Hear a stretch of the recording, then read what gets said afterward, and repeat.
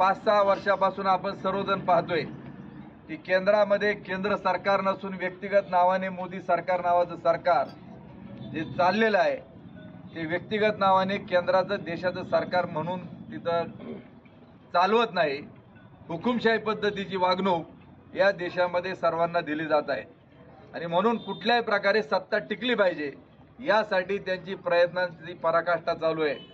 लोकशाहीमध्ये तुम्हाला मेजॉरिटी 2 वेळा जनतेने दिली आणि ती मिळाल्यानंतर त्यांनी चांगल्या प्रकारचं कामकाज लोकांना जी आश्वासनं दिली त्या पद्धतीनं करणं अपेक्षित असताना की शेतकऱ्याला सांगितलं, सामान्य लोकांना सांगितलं तुमच्या खात्यामध्ये 15 लाख रुपये देऊ, त्यानंतर पुन्हा सांगितलं की शेतीमालाच्या उत्पन्न खर्चाच्या 2.5 पट भाव 2022 पर्यंत देण्याचं आश्वासन देखील त्यांनी दिलेलं होतं। मित्रांनो, 2024 जरी चालू झालेला असेल तरी उत्पादन खर्च एवढा देखील बाजारभावात शेतकऱ्यांना मिळत नाही।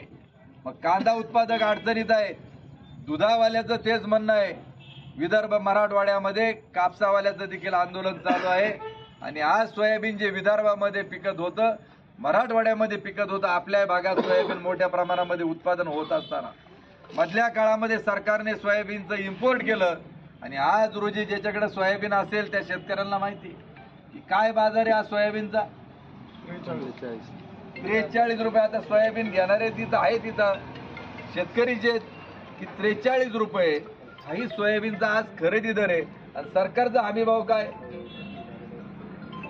45 रुपये हमीभाव असताना त्याच्यापेक्षा कमी बाजारभाव आज मिळत असताना शेतकरी अडचणीत आहे।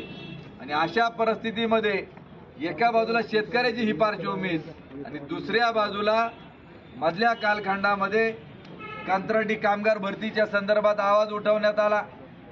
जी मुलं लोकसेवा आयोगाची परीक्षा देतात पेपर फुटीच्या संदर्भामध्ये आंदोलन करण्यात आलं आणि तशाच प्रकारे गेला 1-2 महिने आमच्या अंगणवाडी सेविका या देखील राज्यातल्या सरकारने त्यांना न्याय मिळवण्याकरता रस्त्यावरती उतरल्या तरी सरकारने एकाही बाजूनी त्यांच्या बाजूनी निर्णय घेतला नाही। आणि म्हणून या राज्यामध्ये जे काही मोजके तरुण आमदार आहेत, अभ्यासू आमदार आहेत, त्याच्यामध्ये आमदार रोहितदादा पवार यांनी पुण्यापासून तर नागपूरपर्यंत 800 किलोमीटरची पायी संघर्ष यात्रा काढली। यात्रेला मिळालेला प्रचंड प्रतिसाद आणि त्या परिस्थितीमध्ये सरकारवर केंद्रातल्या असेल राज्यातला त्यांनी जो हल्ला चढवला, कारण त्यांचं म्हणणं आहे की हम लढेंगे और जीतेंगे भी, झुकणार नाही। आणि त्या पद्धतीनं की आदरणीय पवार साहेबांसारखा संघर्ष योद्धा या महाराष्ट्रामधला सह्याद्री फुले शाहू आंबेडकर यांच्या विचारांनी प्रेरित होऊन गेले 50-60 वर्ष देशाचे राजकारण आदरणीय पवार साहेब करत आहेत आणि तशाच प्रकारे त्यांना साथ देखील देण्याचं सर्वांनी एकत्र यायचं आणि या सरकारला या देशामधून राज्यामधून हद्दपार करायचं। परंतु राजाभाऊंनी उल्लेख केला की ज्यावेळी मोदी साहेबांनी 6 महिन्यापूर्वी सांगितलं की आज जे सत्तेमध्ये आहेत यांच्यावरती 70,000 कोटीचा घोटाळ्याचा आरोप करण्यात आला आणि हे इकडून उड्या मारून तिकडे जाऊन त्यांच्यामध्ये सामील झाले आणि त्याच्या अगोदर देखील सुरत असेल गुवाहाटी मार्गे देखील काही लोकांनी सरकार बनवलं आणि आता हे जे 9 मंत्री आणि त्यांच्या समेत जे आमदार गेले ते त्यावेळी सांगत होते 50 खोके एकदम ओके, 50 खोके एकदम ओके आणि पुन्हा म्हणत होते काय झाडी काय डोंगर।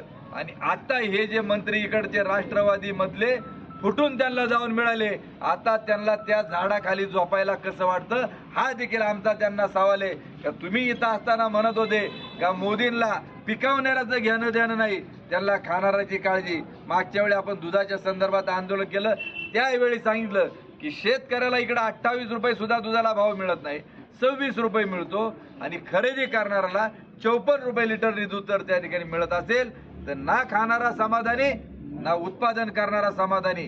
आणि म्हणून रोहित दादांनी जो आवाज या राज्यामध्ये उठवला त्याला सर्वांनी साथ दिली। म्हणून यांनी ठरवलं की पवार साहेब वयस्कर असतील, संजय राऊत रोज बोलतात त्यांना जेलमध्ये टाकण्याचा प्रयत्न केला, अनिल देशमुखांना जेलमध्ये धाडण्याचा प्रयत्न केला आणि काही जणांना भीती होती की आपण जेलमध्ये जाऊ। मग त्यांना सांगितलं तुम्हाला जेल पाहिजे का बेल पाहिजे, म्हणले जेलही नको बेलही नको, तुमच्या पाया पडतो तुमच्या सत्तेमध्ये आम्ही सहभागी होतो। ते तिकडे गेले आणि शुद्ध त्या ठिकाणी त्यांना करण्यात आलं. आणि विकासाच्या नावाखाली तुम्ही जनतेला काही जरी बोलावत असाल तर ही जनता वेडी त्या ठिकाणी नाही की हा तालुका हा लढणारांचा आहे, की ज्या बाबू गेनूने स्वाभिमानानं या देशाला स्वातंत्र्य मिळवण्याकरता आपल्या देहाचं बलिदान दिलं, त्या बाबू गेनूंची ही शूरभूमी आहे. इथली जनता ही हटणारी नाही, ही लढणारे. हा इतिहास या तालुक्याचा आहे. स्वर्गीय किसनराव बानकेले देखील सामान्य शेतकऱ्याकरता झटणारा माणूस, सामान्य माणसाकरता झटणारी अशी नेतृत्व असताना आज आम्हाला एकच या निमित्ताने सांगायचंय की रोहित पवार तरुण असताना ते लढतायत आणि म्हणून त्यांनी ठरवलं की यांना कुठल्याही परिस्थितीमध्ये जेलमध्ये त्या ठिकाणी टाकायचं.